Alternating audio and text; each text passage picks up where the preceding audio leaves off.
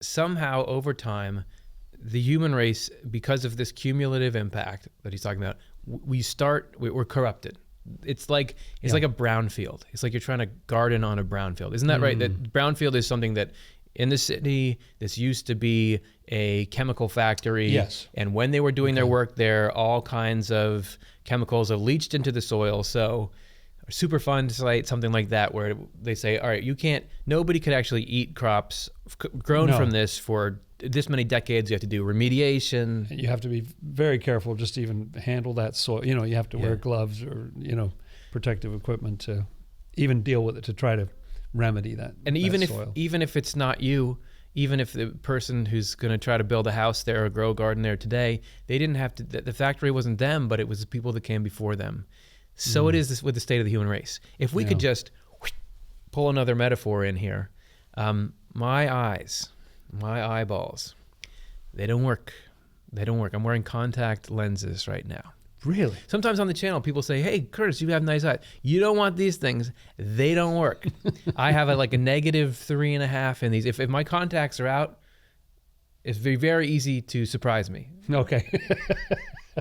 Why are they like that? Well, I got them from my parents. It's my parents' fault. But why did my parents have them? Go back generation after generation after generation. Somewhere along the lines, some kind of genetic thing started to go wrong. Not everybody has it, but something in a certain strain of humanity started to go wrong. But yet we survived anyway, my ancestors, and they just kept going. They had glasses or whatever you needed to do. And so that condition, because it wasn't fatal, now it's part of the population. And so I have it. It's no fault of my own, but it's just something. So I have to do the work in my life of every morning, open up these little one-day single-use contacts. Shunk. This morning, there's people in the bathroom, so I had to take them over to the sink and that's work that I have to do just to get back to normal. That's like this being reformed in a state of freedom. People have this sense of the reason that you start with this appeal. There's an appeal to doing evil things. That's messed up. That's like having eyes that don't work. That is not how it should be. That there's any kind of dopamine hit from stealing the toy from the other kid, but that is absolutely the condition of the human race, and it's because the same things happen spiritually. Way back in the day, some people decided or started, I don't know exactly the details, but they started to feel like, hey, we can conquer our neighbors, we can amass their wealth, we can dominate over them. Human beings started to do that, and it accumulated in the spiritual genome. And so we start out today with a brown site. Going metaphor switch, go with the brown site. We have to try to clean that up in order to get rid of the evil. And you can't just say, let's get rid of the tendency toward evil. Let's get rid of your ability to contemplate evil or know what it is, because that doesn't get the chemicals out of the ground. That would just get them trapped in there. And Swedenborg in many passages, one more metaphor, please. Swedenborg in many passages said that's like an infected wound that's not opened that will kill the user. In the beginning of the show, you said if we didn't have the freedom to contemplate evil, the entire human race would be doomed. That is because if we're going to get out from under this and we're going to clean this whole thing up, each of us individually has to be able, knowing that you could do either, you do good. Yes. That is the magic action. I could do either, and I would be rewarded with joy for doing either one. It's not like it was an easy choice because only good feels good. Knowing that I have these two in equal balance, they're sitting there in front of me, I'm doing what's good because I know that it's good. That's the magic that can only happen in a state of freedom. Aren't people sensitive to this? Like, I'm just thinking of a situation in which, let's say, in the future, people get robotic suits or something that move their limbs if they're not strong enough to walk around dance. And do stuff, and so imagine one person's falling in love with another person and you just thought this up, okay, but the person comes in with the robot suit and gives them a very nice present, but the other person's like, is that your software, or did you? Like, I can't tell if you wanted to. I can't do. I'm sorry. I can't help it. My arms just do this. it's not meaningful if you think that they didn't even want to do it. It's just the suit is just this is what you do. Yeah. On the third day you give them some. It's just OS 1.79 does right. that. Update. Yeah, it just does that because you're future because proofing you always suspect this. Like, did you? Are you saying that because you think you ought to, or you have to, or are you really choosing? There's an incentive. When there's mixed incentives, you don't even know in yourself. Like right now, we're sitting here and we're trying to tell people about what's in Swedenborg. Yeah. And I know that there's a part of the reason is because I love what's in Swedenborg, and I think that it will help the human race, and I think it's where you can meet God, and it's done for me what I needed it to do when I was needing help and I was lonely and afraid, and it helped me. That's part of it. But also it's like, look, we get all this attention for it. People are going to watch us and say, good job on your show. So you can't even know for sure. Whenever there's whenever there's overlapping incentives, you can never know for sure why are you really doing it. You don't even really have to. You just overall you're asking God, please lead me toward what's good. Yeah, that's the magic process. So for everybody, there's going to be a mix of things in there, but if you have these equal incentives, that there's an incentive to do evil just like there's an incentive to do good, but yet I'm going to still try to do good, and I'm going to, even more importantly from Swedenborg's perspective, I'm going to reject the incentive to do evil, even though this would feel great and this would get me, maybe it would get me some of that power I'm looking for. Not that you're always going to know clearly what's good or evil, but based on what you think, your best estimate, your best shot. If you take a stand, especially at cost to yourself, and say, I'm not, even though I would like this, I'm not going to do it because I think it's not good. That is a very meaningful action for the state of your will. That is when the Lord can change the state of your will. And to throw in yet another analogy, in case we don't have enough so far, just with a flip of a coin or something like that. Yes, you get heads or tails on one flip. The way this whole, if you think of this life as a game of a kind, it's not set up to be determined by one flip. It's averages.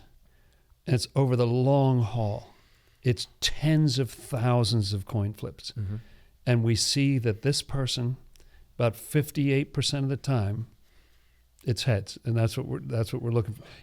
Over time. Like, yes, we're all petty sometimes. When you get tired or you're sick or something, you bark at somebody or what, we all have that stuff that comes to the surface. But it's just which way is the line of the long-term average? Which way is it going? And that it could only go some way in the state which is called choosing good when you could have just as easily chosen evil. Yes.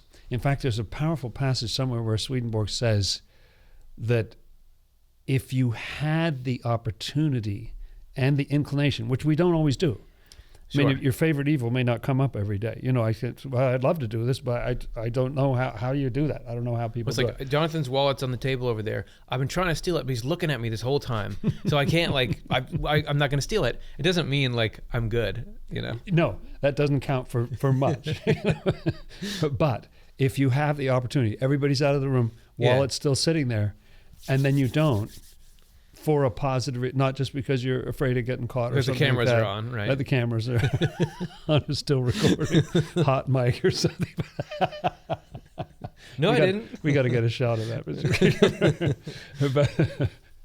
But when you could, and you didn't.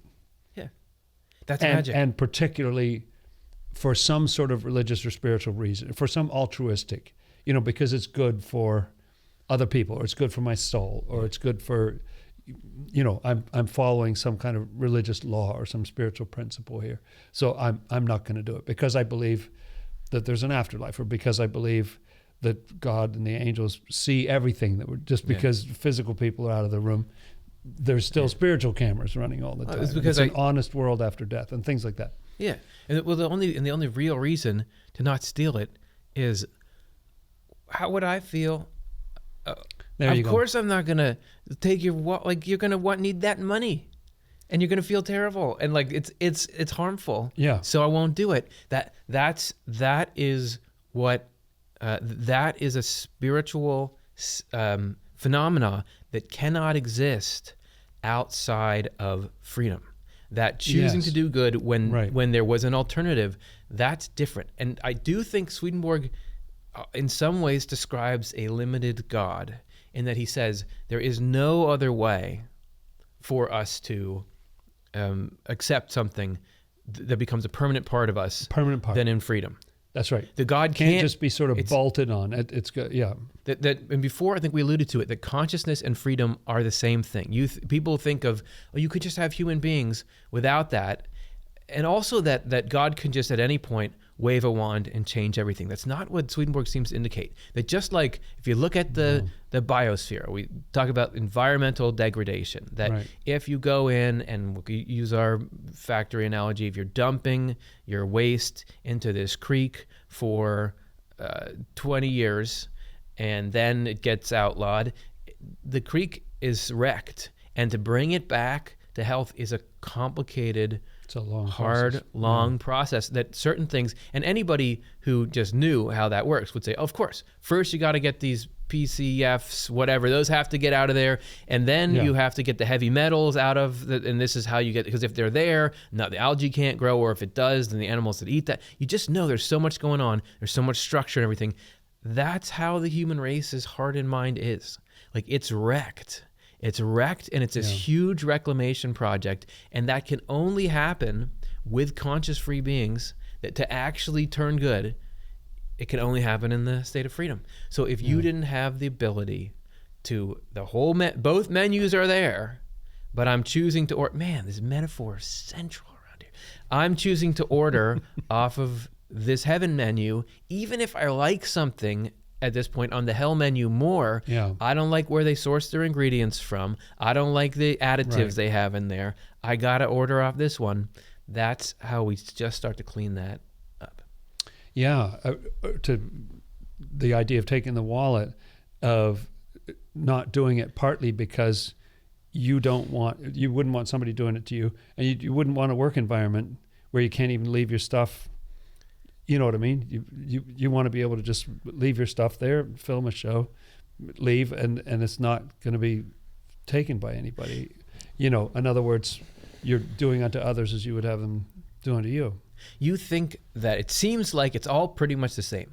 Like I'm sitting here having this conversation. That's fun. I get to do what I want. I get to talk about these things. Also, is that like a $20 bill sticking out of Jonathan's wallet? Awesome. Then I can have that and I can go buy this thing. Those are two totally different things. Yeah. If you're in a point where your mind is so calloused that you think, I can go and just do that, and you're not understanding the horror of what that is to break that trust, to deprive somebody of their goods. You don't realize, like, those two things, that's heaven and hell. Those are infinitely far apart. Right. We've become so depraved that you think it's like we desensitize to the point. It's like, oh, those two things, they're not that seems different. fun. It's Yeah. It's like, okay, that's great. Oh, this would also be fun. But- I'm enjoying this, and it Yeah. would also be fun to do that. But it's like this like statesman who looks all like gentlemanly and stuff, and then he just lets his huge burp out or something. It's like those two things are totally different.